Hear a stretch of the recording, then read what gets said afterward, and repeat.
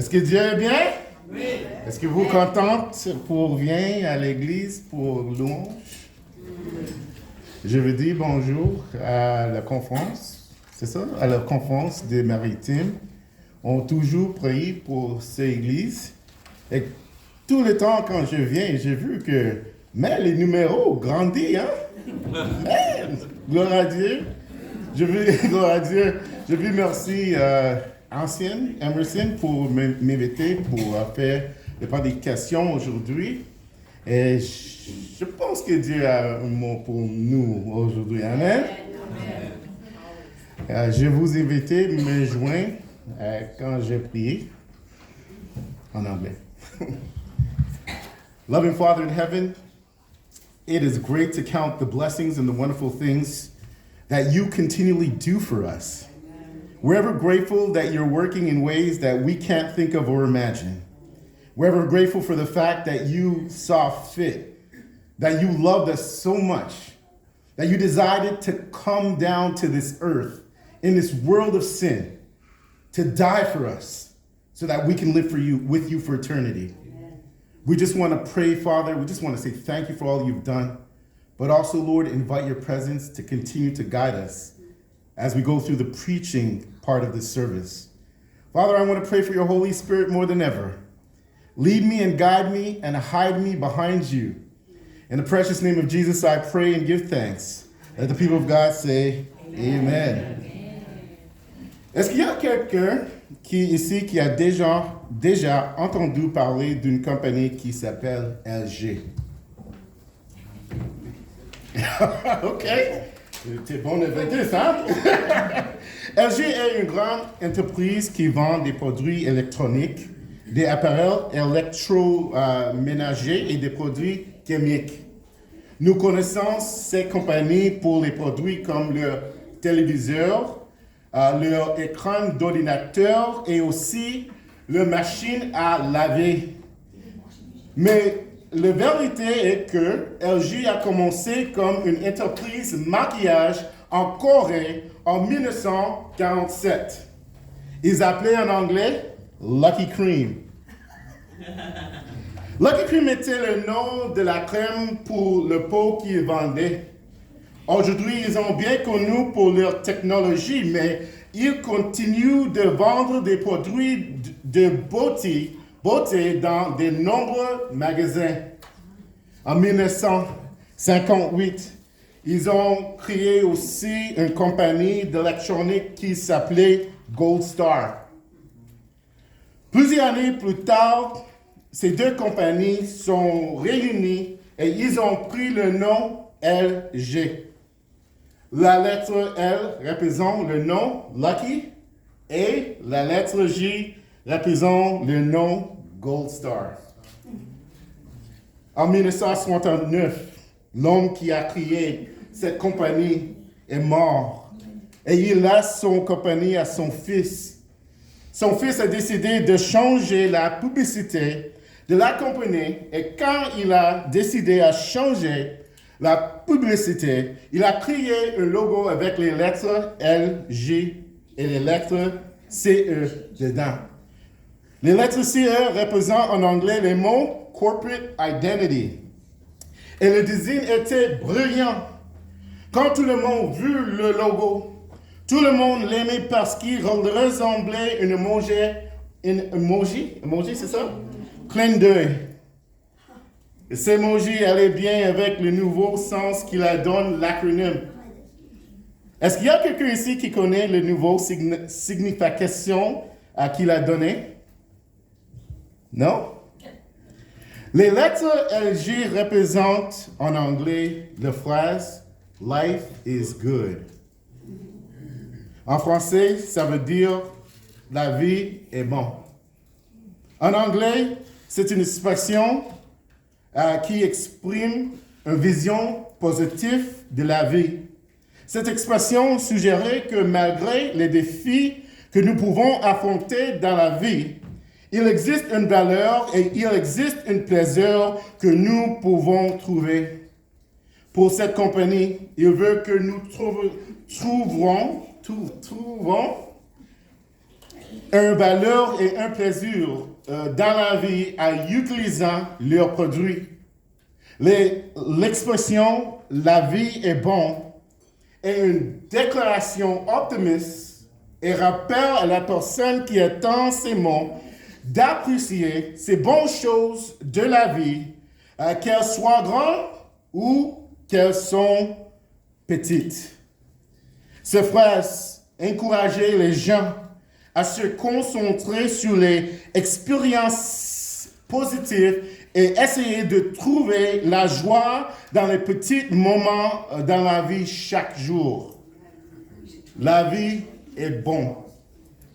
La raison que je parle de cette phrase, c'est parce que je crois que tout comme cette compagnie croit que vous pouvez trouver une valeur et un plaisir dans la vie à cause de leurs produits, je crois qu'il y a une valeur et un plaisir dans la vie que nous pouvons trouver ayant une relation avec Jésus. Amen. La beauté d'avoir une relation avec Jésus, c'est que la valeur et le plaisir qu'il vous donne ne sont pas une expérience temporaire. Ils ne sont pas temporaires comme les produits créés par des compagnies comme LG. Parce que nous sommes chrétiens, nous croyons que Jésus nous donne la capacité de garder la vie différemment. N'importe les circonstances que notre vie, il nous donne l'assurance que tout ira bien. Quelles soient les circonstances, une relation avec Jésus nous d'apporter une valeur et un épanouissement précieux dans notre vie. Même si la phrase de la compagnie LG dit « la vie est bonne », la vérité est que parce que nous connaissons Jésus, nous pouvons croire fermement que la vie peut encore être bonne. Même si notre situation n'est pas la meilleure, à cause de relations, nous pouvons rester optimistes dans le futur. Ça, c'était l'attitude de l'apôtre Paul quand il a écrit cette lettre. Il était en présent à ce moment-là. Il était en présent parce que quelqu'un accusé d'avoir fait quelque chose qu'il n'avait pas fait. Il a passé 2 ans en prison juste pour attendre les personnes qui l'ont mis à faire une décision s'il est coupable des choses qu'il accusait.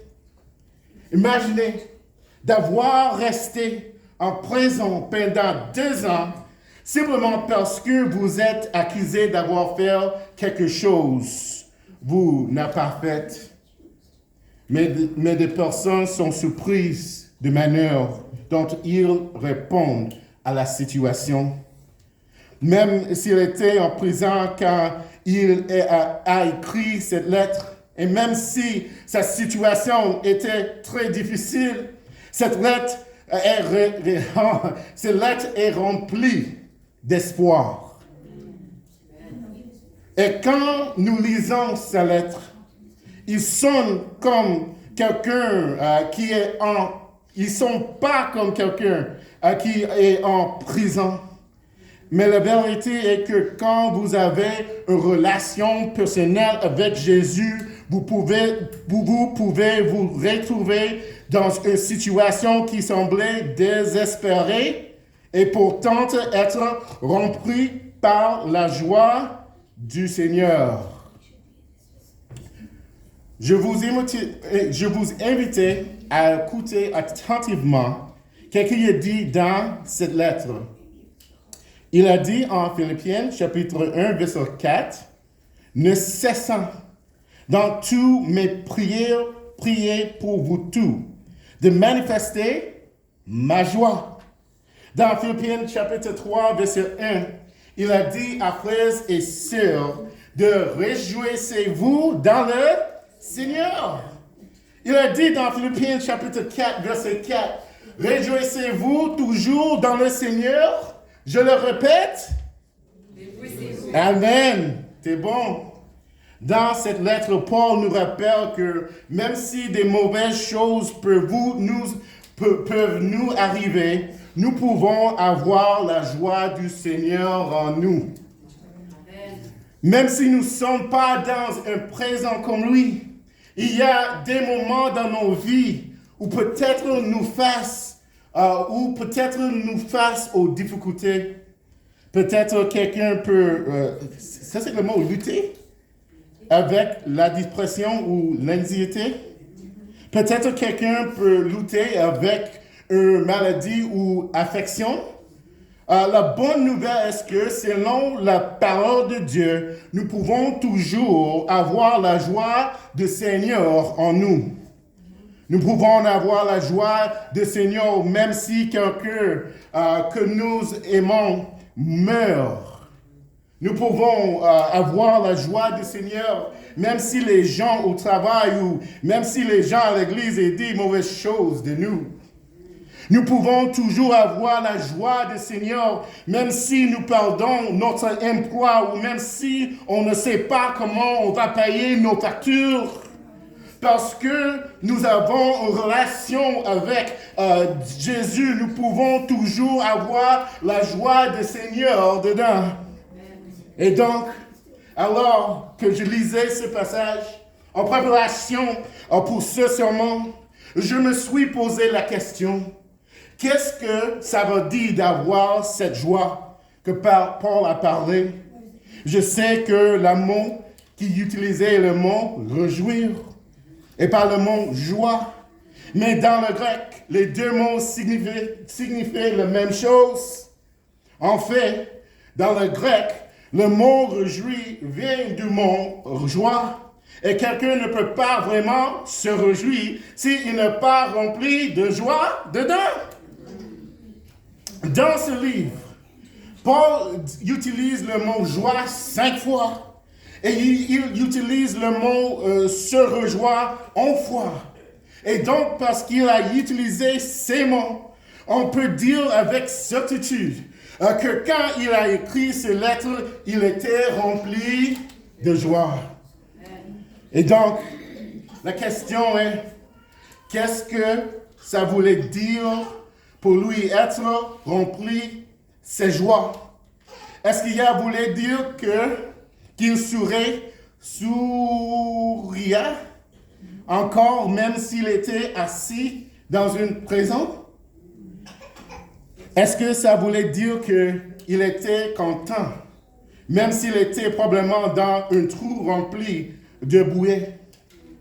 Est-ce que ça voulait dire qu'il souriait même s'il devait probablement devoir manger la nourriture moisie? Qu'est-ce qu'il a vraiment signifié quand il a écrit cette lettre? Souvent, quand on voit le mot « joie » dans la Bible, on le confond avec le mot « bonheur ». Mais dans la Bible, la joie est plus que la capacité d'une personne à être heureuse. Le bonheur est un sentiment. Et les sentiments vont et les sentiments viennent.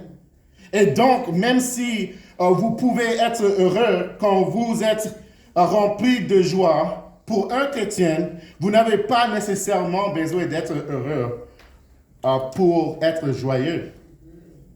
Quand on passait des épreuves dans notre vie, je crois que Jésus est quelque chose, je veux que Jésus veut qu'on ait quelque chose plus cohérent et quelque chose plus fiable d'avoir. La joie du Seigneur est le fruit du Saint-Esprit. Et le fruit de l'Esprit sont les qualités que Jésus nous donne chaque jour quand nous lui rapprochons.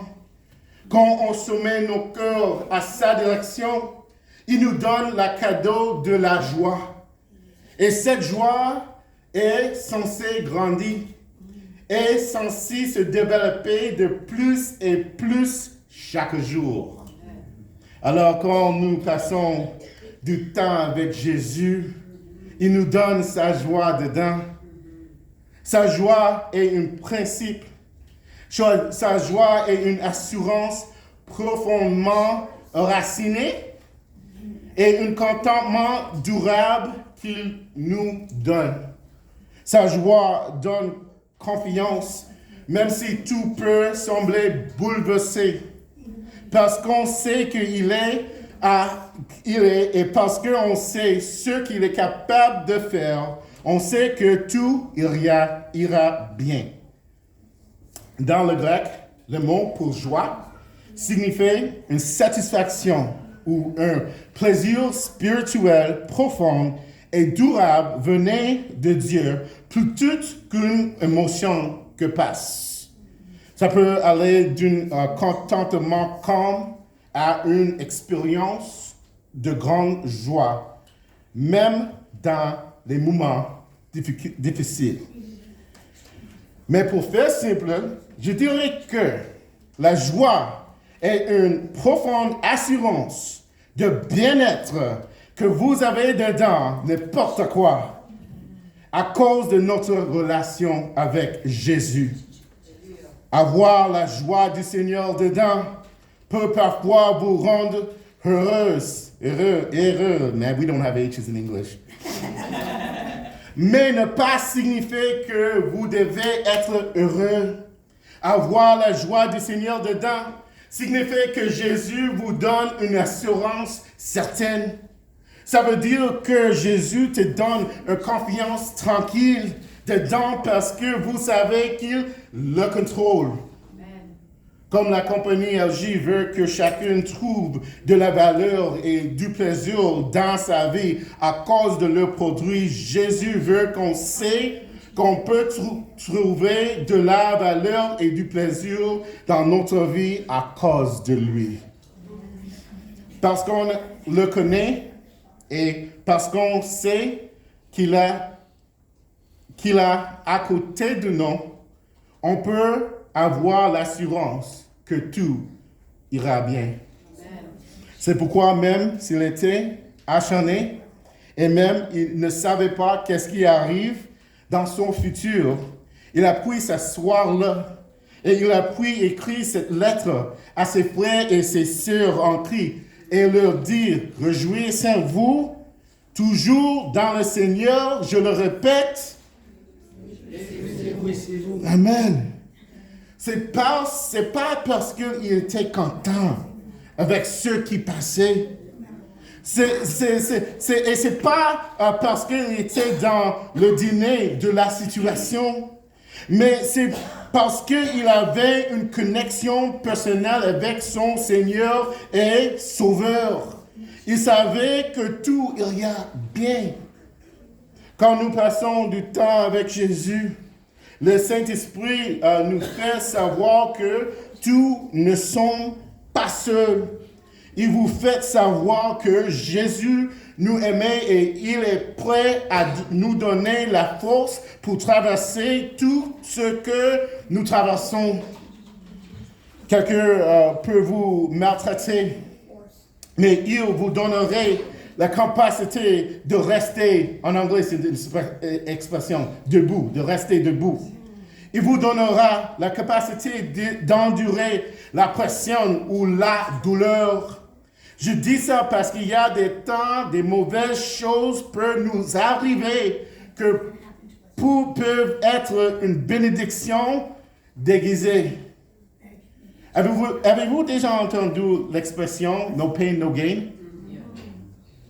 Un jour, je parlais à un instructeur de fitness et il me dit ça. Il a dit, dans mon travail, pour obtenir les résultats, c'est pas facile. En fait, il dit à ses clients que s'il veut les résultats qu'ils cherchent, ils auront souvent des luttes. Hein? Parce que quand vous entraînez, le changement arrive seulement quand vous luttez. Il y a des temps dans notre vie, quand on n'aime pas la douleur, hein? Et quand on n'aime pas la lutte, mais il y a des temps où le Seigneur peut mettre ces choses dans notre vie parce que ces choses nous aidaient à grandir. Amen. OK. Il y a des temps quand nos épreuves sont fortifiées nos foi. Et parfois, ces situations ont fortifié nos patience et notre résilience. Je veux décrire cette expérience avec le nom du père de Shaquille O'Neal. Quand il était jeune, il a dit à son fils, il a dit ça, il a dit, peut-être vous n'aimerez pas mes méthodes, mais vous allez adorer mes résultats. Oh, come on now. Et donc, si vous êtes aujourd'hui dans une situation où vous traversez un sort de lutte, je veux vous encourager à placer votre confiance entre la main de Dieu. Mes frères et sœurs, je suis tellement content d'avoir Jésus de mon côté. Il me donnait de l'espoir. Il m'a donné la force que j'ai besoin pour continuer à servir. Et c'est important parce que nous vivons dans un monde où parfois les choses ne peuvent passer toujours comme nous le voulons. Mais pendant que vous attendez le Seigneur, je vous encourage à écouter les paroles de Amy Wilson Carmichael. Elle a dit que la joie d'une chrétienne n'est pas une impulsion. La joie d'une chrétienne n'est pas une simple gaieté. La joie d'une chrétienne n'est être soumis. La joie d'une chrétienne, c'est d'être soumis à la volonté de Dieu. Elle dit que la joie d'une chrétienne est de se reposer sur la volonté de Dieu, n'importe quoi qu'il vous arrive. Ainsi, d'avoir la joie du Seigneur ne signifie pas que nous ne ressentirons pas parfois de douleur en nous. Avoir la joie du Seigneur ne signifie pas que nous serons instantanément heureux quand quelque chose de mauvais se passait. Avoir la joie du Seigneur dedans ne signifie pas qu'une chrétienne ne connaîtra jamais la triste. They say sorrow in English, but this is the closest word I could get. Ou jamais la dépression, ou jamais l'expérience de l'anxiété. On ne sait jamais ce qu'une personne a traversé. Il y a des victimes d'abus qui peuvent probablement avoir besoin de toutes ces vies en guérir de sa situation. I hope I said that right. Savez-vous que vous pouvez être triste et joyeux en même temps?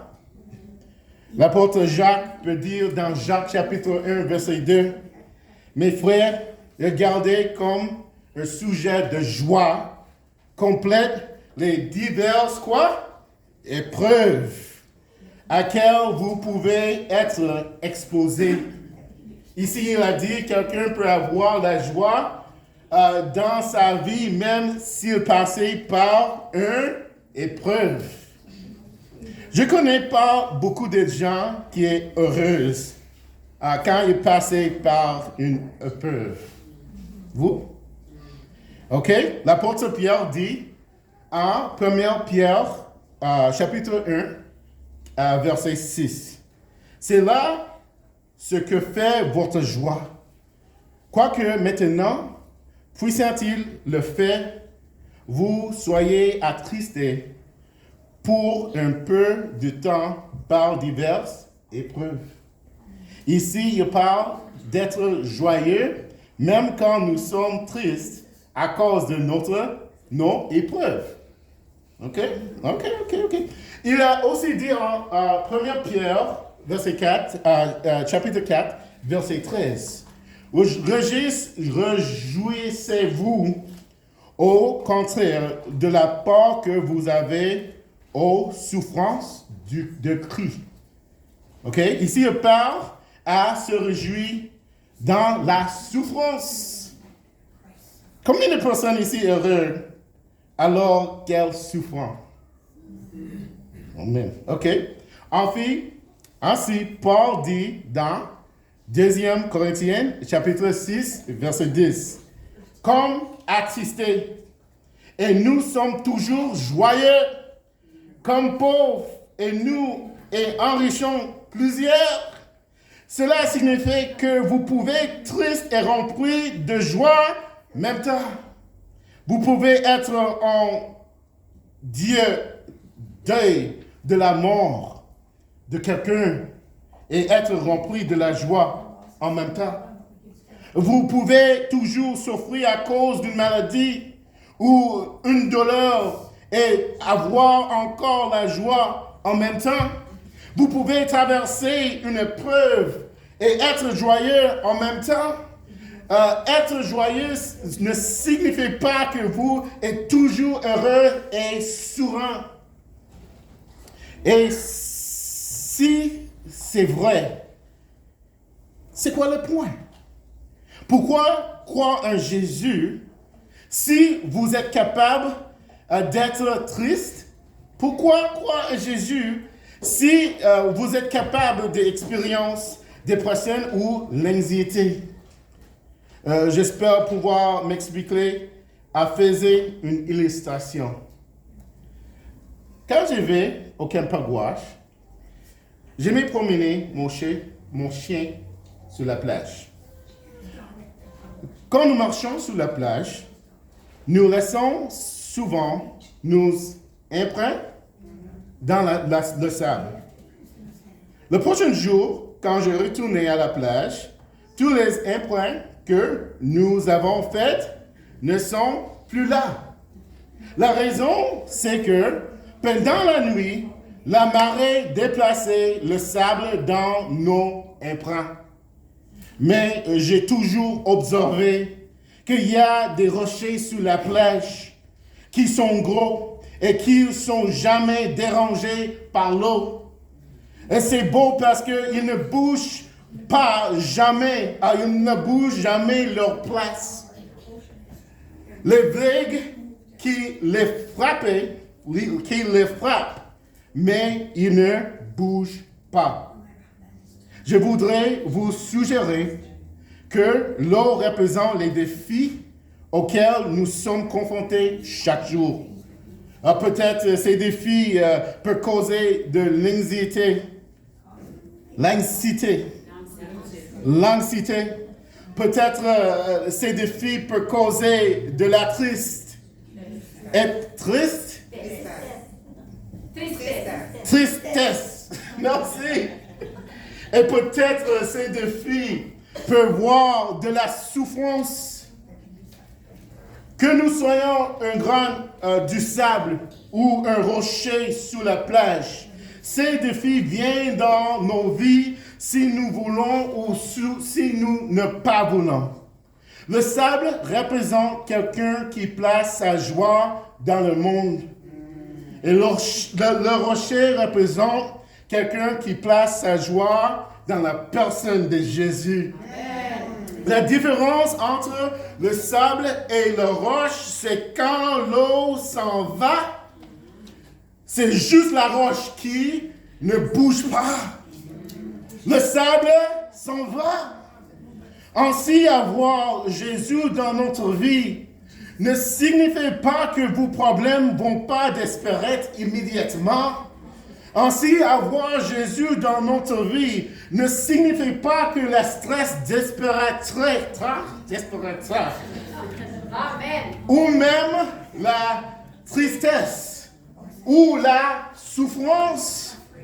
Mais avoir une relation avec Jésus signifie qu'il nous aidera à traverser nos épreuves. Quand tout est fini, comme les rochers sur la plage, nous ne serons pas bougés. Et nous ne serons pas encore plus fortifs qu'avant. Quand nous avons la joie de Jésus, de Seigneur en nous, c'est parce qu'en dessus, le Saint-Esprit travaille. Quand nous prions Et quand nous l'invitons dans nos cœurs, il nous donne l'espoir, il nous donne la puissance, il nous donne l'assurance que tout ira bien. Et je veux demander la question aujourd'hui. Est-ce qu'il y a quelqu'un ici qui veut expérimenter la joie du Seigneur dedans? Est-ce qu'il y a quelqu'un qui dit, Seigneur, je vous invite dans mon cœur parce qu'il y a quelque chose dans ma vie qui passe maintenant, mais j'ai besoin de votre présence. Je veux besoin de votre aide. Si c'est votre désir, je vous invite de prier avec moi. Father in heaven, you are the rock in our lives that keeps us standing. You are the rock in our land that continues to give us the strength no matter what trials that we find ourselves going through. And so, Lord, we pray, Father, for those who lifted their hands today and those who lifted their hearts, that you would keep their mind in perfect peace, whose mind is stayed on you because they trust in you. And Father, your joy gives us everything that we need, the blessed assurance of your love and your presence, which leads to the peace that passes understanding. And Father, we thank you for your joy. And we pray, dear Lord, that we would just have your joy in our lives on a daily basis. We love you and we thank you. In the precious name of Jesus, we pray and give thanks. May the people of God say, amen.